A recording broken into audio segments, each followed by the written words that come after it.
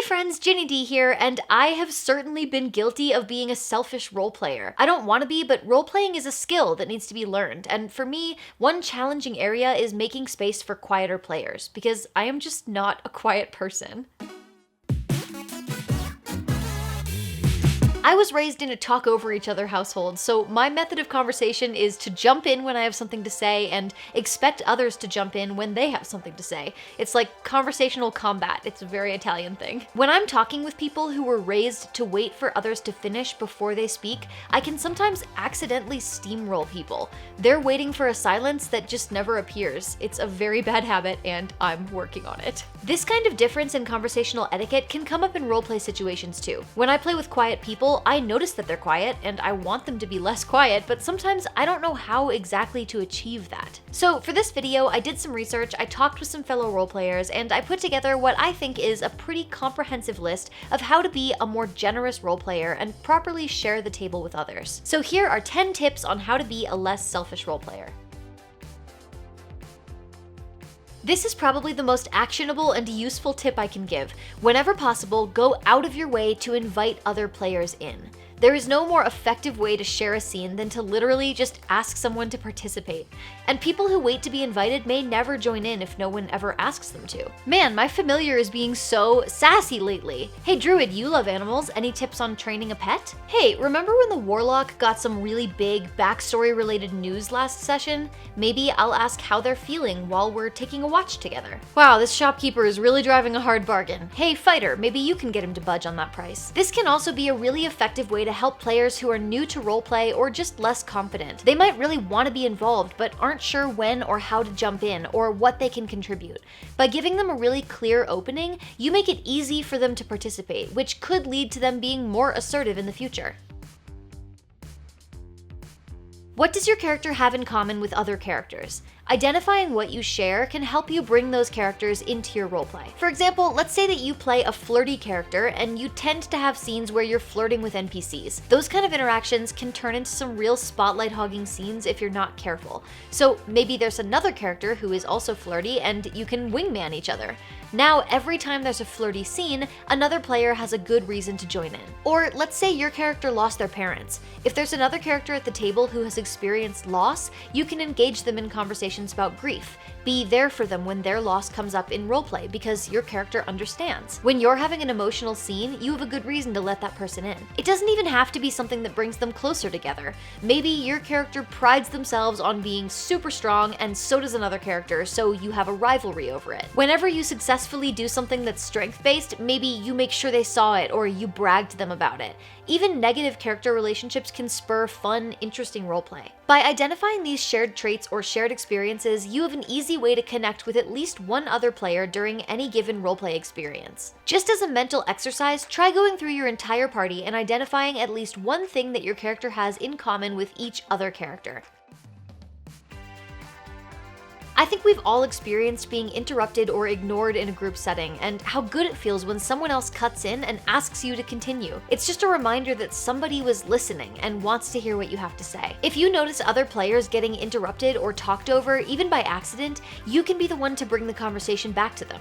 Asking, "What were you saying before?" or "Can you repeat that? I think some of us missed it," can actually help other players feel heard, and can also create a culture at your table where interruptions aren't just accepted, but corrected. By the way, this video is sponsored by Townsmith. I want to tell you all about the Town Builder, which is a web application that allows users to design customizable, modular 3D printed buildings for tabletop games. The buildings are printed support-free and have fully playable interiors. Townsmith ran a Kickstarter for the Town Builder in May and just blew their goals completely out of the water. They were literally almost 3,000% overfunded. That is how much people loved this idea. They already have multiple different building themes available, including classic medieval buildings like this beautiful tavern that they sent me.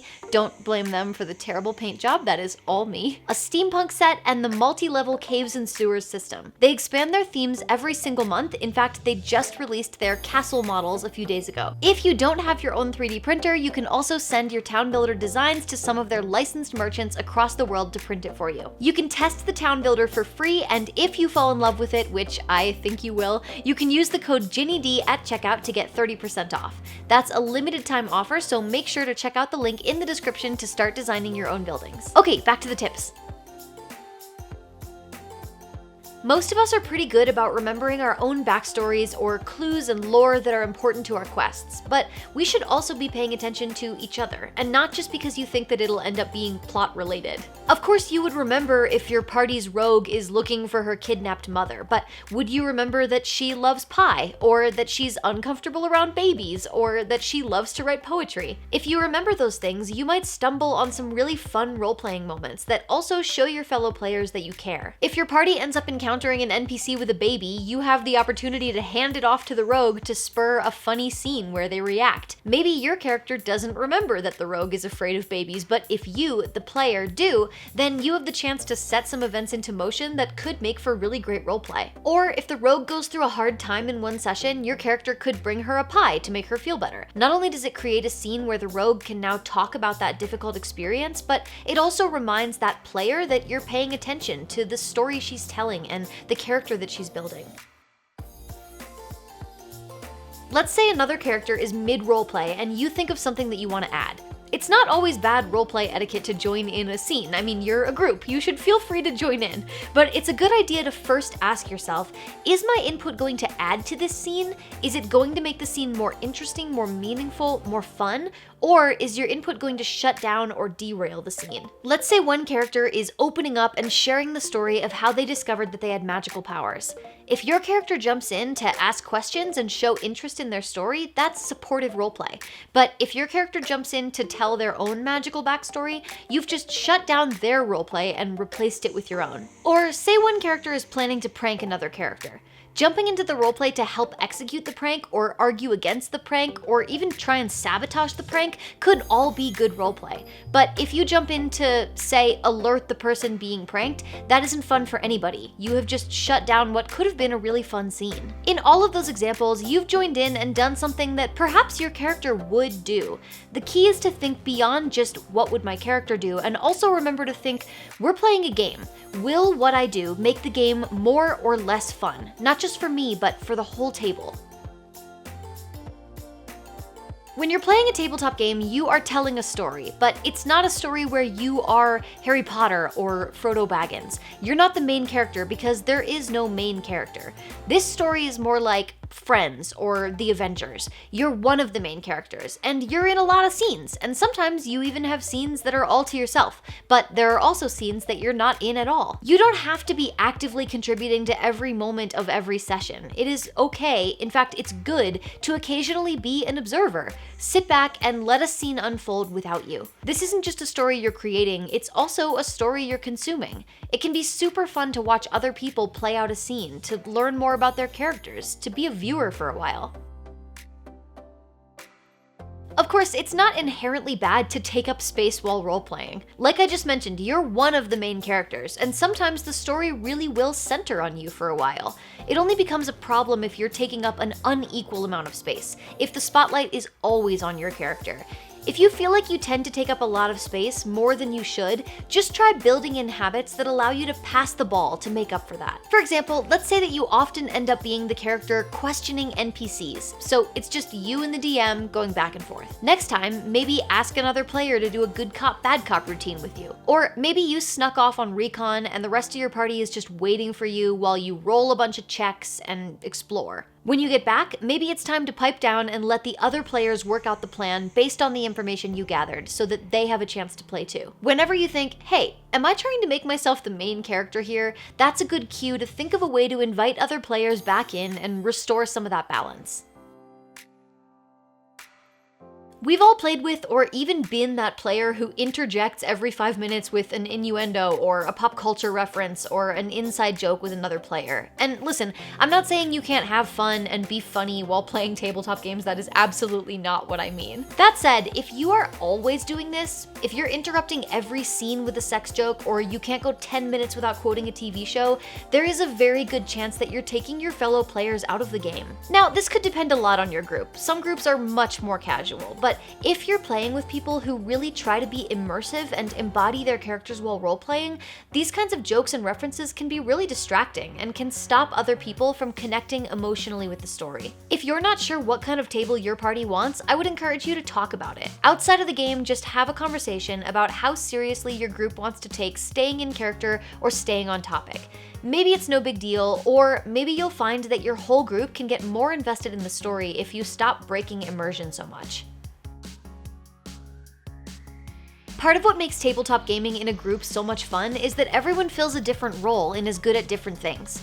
It's fun to be good at something, so make sure that you're sharing that fun with everyone else, which means also letting yourself be bad at some things. If you can recognize that your character is great at threatening ruffians, but terrible at charming nobility, then you can step back during encounters where your fellow players should be given the spotlight. I recently started playing a new character who isn't supposed to be very smart, and my natural problem-solving tendencies keep coming out in ways that don't actually suit that character. That can sometimes lead to me stepping on the toes of fellow players who do play very smart characters. It's important to remind myself that just because I, Ginny, think I know how to solve this puzzle doesn't mean that my character should be leading the conversation on the solution. Instead, this is a great opportunity for me to have some fun playing dumb in a way that creates space for those intelligent characters to do what they're best at.